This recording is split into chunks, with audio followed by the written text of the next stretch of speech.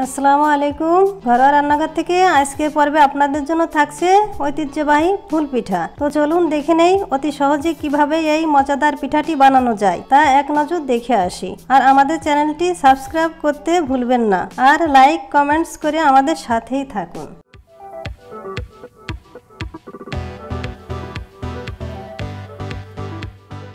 ফুল পিঠা বানানোর জন্য যে উপকরণগুলো লাগছে তা আপনাদের একে একে দেখিয়ে দিচ্ছি। চাউলের গুঁড়া নিয়েছি 2 কাপ, 1 কাপ চিনি, একটা ডিম, আর এই যে একটা সাজ।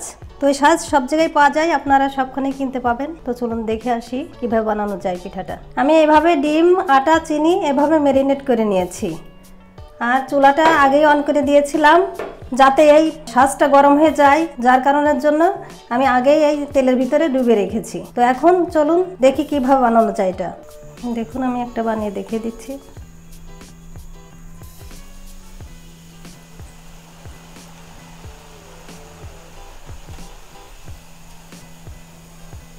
দেখুন কিভাবে ছেড়ে গেল। এভাবে প্রত্যেকটা পিঠা এভাবে বানিয়ে নেবেন।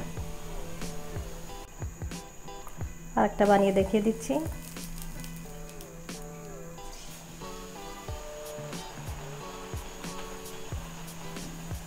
দেখুন কিভাবে ছেড়ে গেল। খুবই সুন্দর একটা পিঠা, খেতে খুবই মজা লাগে। এই দেখুন আপনাদেরকে উঠিয়ে দেখিয়ে দিচ্ছি। এভাবে উঠিয়ে ফেলবেন। দেখুন কত সুন্দর দেখা যাচ্ছে, খেতেও খুবই মজাদার এই পিঠাটা।